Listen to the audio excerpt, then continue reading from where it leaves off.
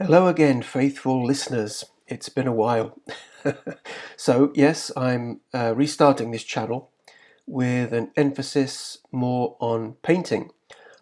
I will still do some photography videos, no doubt, but I'm going to concentrate more on my own field of interest, which is painting.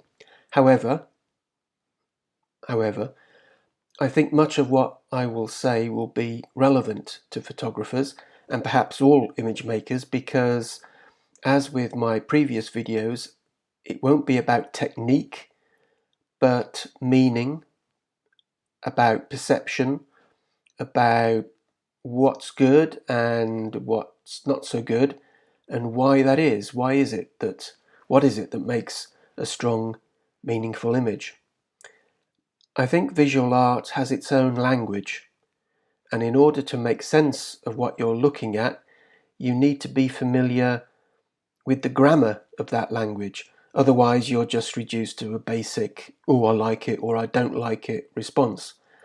And that's why I think many people feel lost or alienated when looking at modern art, certainly contemporary art, because they have no means of connection to it. They have no parameters. There's nothing to compare it to. So that's what I hope to do in these videos, provide those parameters, provide the syntax, the basic grammar of painting. My previous videos I mostly talked about landscape photography, so what better way to relaunch this latest series of videos than with landscape painting? And talking of contemporary art, what about this for a piece of abstraction? Oh, let me just correct that. Okay, so of course it's not contemporary and it's not abstract.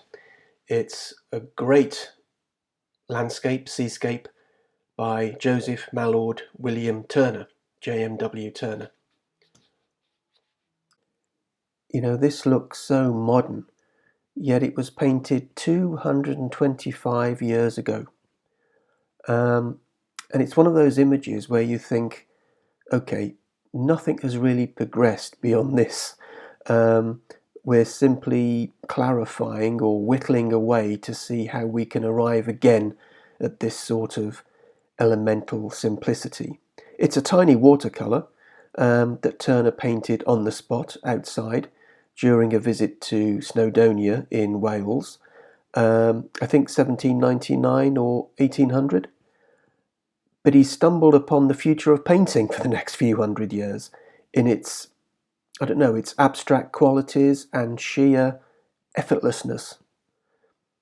Even that accidental yellowish blot on the edge, the brush marks or the runoffs on the right, are crucial to the success of the image for me, which Turner probably tossed off in a couple of minutes to serve as a colour study for another work. But for a contemporary painter today, yeah, less really is more. Everything is said. The mountain looming up, the swirl of water beneath, the rugged and wild terrain, wind storms, all created with what, 5 or 6 stroke of the brush? Just marvellous. So this is another Turner, and we'll do a few Turners because you can't have too much of a good thing, really. Is he Britain's greatest ever painter? I wouldn't argue against him. He couldn't draw figures to save his life, but if you can paint light and atmosphere as well as this, who cares? But what is this exactly? What are we looking at? Well, for anyone that's ever stood on a beach on a sunny day and looked out to the horizon with the sky merging into the sea in a blur of dazzling light, you'll know exactly what we're looking at. A smear of cerulean blue, a dab of yellow ochre, and lots of water.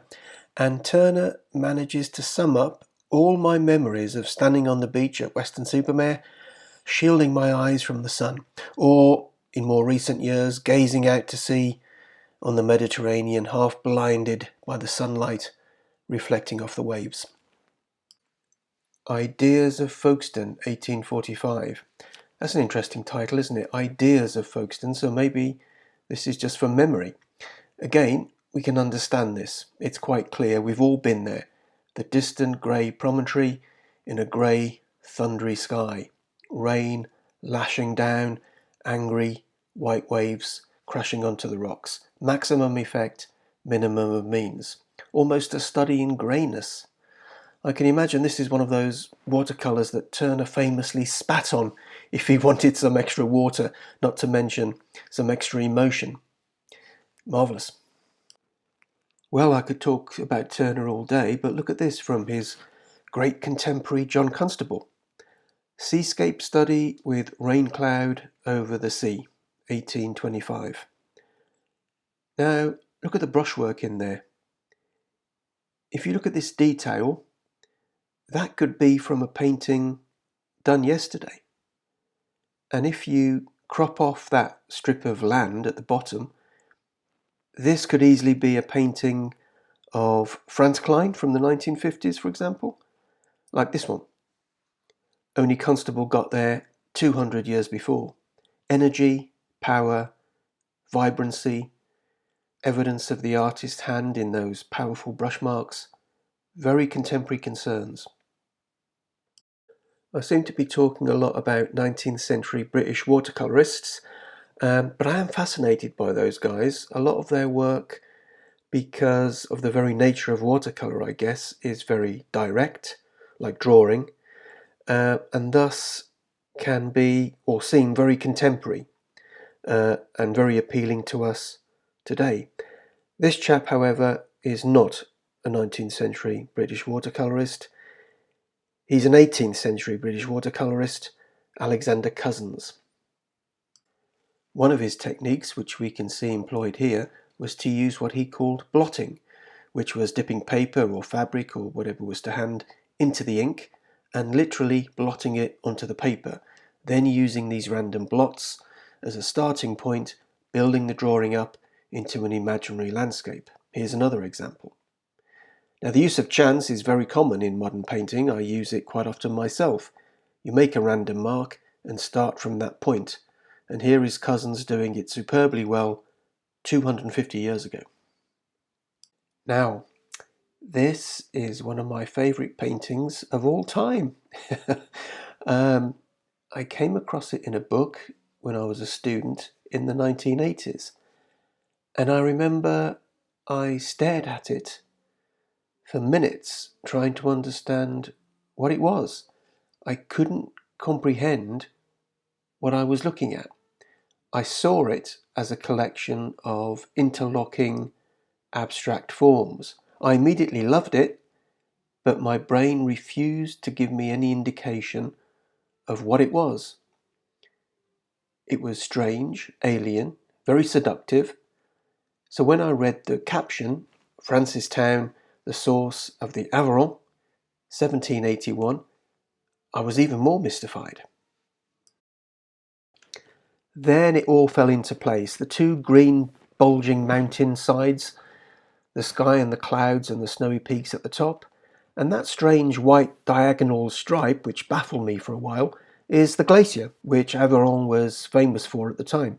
And right at the bottom, tiny fir trees that suddenly give a sense of monumental scale to the image. And indeed, the scale of the image is such that you can imagine this painting to be any size. It might be as tall as I am. It might be 6 foot or 2 meters high. In fact, it's the size of a sheet of A4 printing paper. Very small indeed. And I think there's a valuable lesson there. There's a difference between the physical size of the painting, which might be very small, and the scale of that painting, which might be monumental. And I think this little Francistown watercolour demonstrates that beautifully. And I love the disorientating effect that painting gave me 40 years ago, and in fact it still does. It still gives me that slight vertiginous, discombobulating feeling, a puzzling kind of, what am I looking at? And for me, you can turn this picture upside down and it still works beautifully because it still works as a coherent, geometrically and aesthetically satisfying image. And the tonality of those greens and blues and browns and greys are just sumptuous.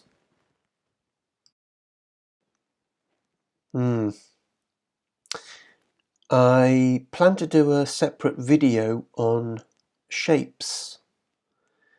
There are pleasing shapes and awkward shapes, right?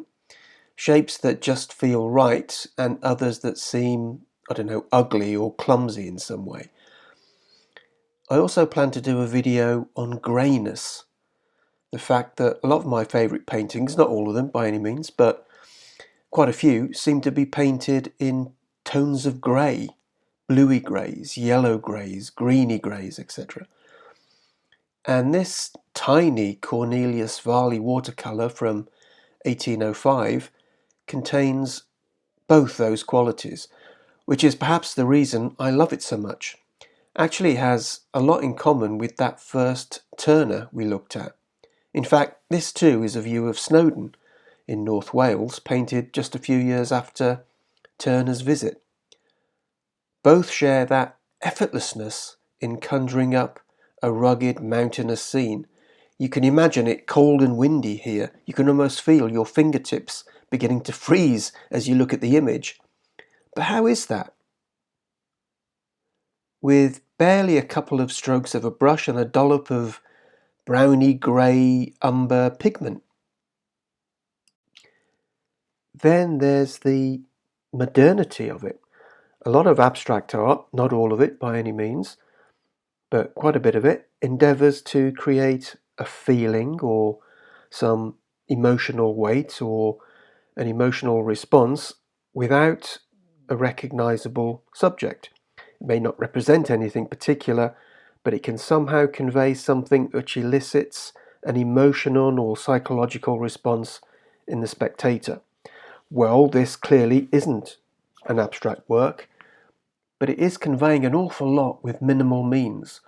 There's no detail here, no trees, no rocks, no sun or shadow, but all of those things seem to be present, and they're conveyed merely by the amount of pigment on the brush and the way that pigment settles into the weave of the paper. This to me is more like a painting of a memory of a place. You know, when you think back to a place that you visited, I don't know, maybe 10 or 20 years ago, you can't remember detail, but you can see an impression of that place, an echo of the place, perhaps indistinct, but very strong and powerful. It has that dreamy, hallucinogenic quality that's more real than a photograph. Or maybe it's like one of those after images, you know, when you're in a dark room and you look at a bright light source, then close your eyes, you have that after image behind your eyelids, which is very strange and captivating. And you know, I think painting in the 220 years since Varley did this hasn't got any better, in a way. Modern art has been, whether it's painting, literature, music, theatre, has been a sort of whittling away of the unnecessary, stripping away detail in an effort to explore what is essential. What can you take away from a painting before it stops being a painting?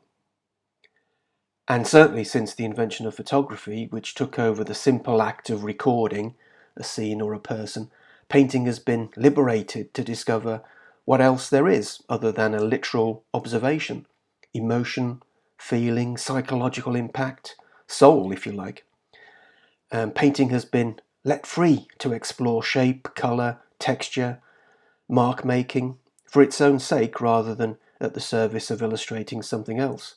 I mean, those cousin blot drawings we saw look so contemporary because a lot of contemporary art has been about mark making, amongst other things. There are good marks and there are bad marks. Yeah, or rather, marks that physically excite you, get the hairs on the back of your head standing up, and there are other marks that just seem clumsy or ugly. And why is that? And paintings such as this and the Turner watercolours and other things that we've seen in this video seem to point the way to what was to come, as we shall see. But I notice I've already been speaking for about a quarter of an hour, so I think I will finish here and continue on a separate video. because there's a lot to discuss.